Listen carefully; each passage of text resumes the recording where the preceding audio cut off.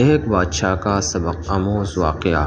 ایک ریاست کے بادشاہ نے یہ اعلان کروا دیا کہ کل صبح جب میرے محل کا مرکزی دروازہ کھولا جائے گا، تب جس شخص نے بھی محل میں جس چیز کو ہاتھ لگا دیا وہ چیز اس کی ہو جائے گی۔ اس اعلان کو سن کر سب لوگ آپس میں بات چیت کرنے لگے کہ میں تو سب سے قیمتی چیز کو ہاتھ لگاؤں گا۔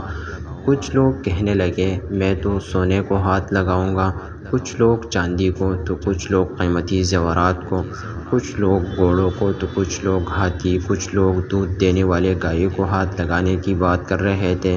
جب صبح محل کا مرکزی دروازہ کھلا اور سب لوگ اپنی اپنی من پسند چیزوں کے لیے دوڑے، سب کو اس بات کی جلدی تھی کہ پہلے میں اپنی من پسند چیز کو ہاتھ لگا دوں تاکہ وہ چیز ہمیشہ کے لیے میری ہو جائے۔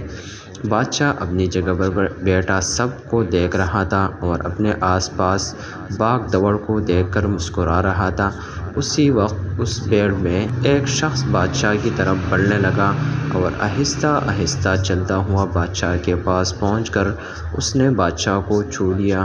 بادشاہ کو ہاتھ لگاتے ہی بادشاہ اس کا ہو گیا اور بادشاہ کی ہر چیز بھی اس کی ہو گئی۔ جس طرح بادشاہ نے ان لوگوں کو موقع دیا اور ان لوگوں نے غلطیاں کی، ٹھیک اسی طرح ساری دنیا کا مالک بھی ہم سب کو ہر روز موقع دیتا ہے، لیکن افسوس ہم عقل کے اندھے لوگ ہر روز غلطیاں کرتے ہیں۔ ہم اللہ کو حاصل کرنے کی بجائے اللہ کی بنائی ہوئی دنیا کی چیزوں کی آرزو کرتے ہیں، لیکن کبھی بھی ہم لوگ اس بات پر غور نہیں کرتے کہ کیوں نہ دنیا کے بنانے والے مالک کو پا لیا جائے۔ اگر مالک ہمارا ہو گیا تو اس کی بنائی ہوئی ہر چیز بھی ہماری ہو جائے گی۔ جزاکم اللہ خیرا۔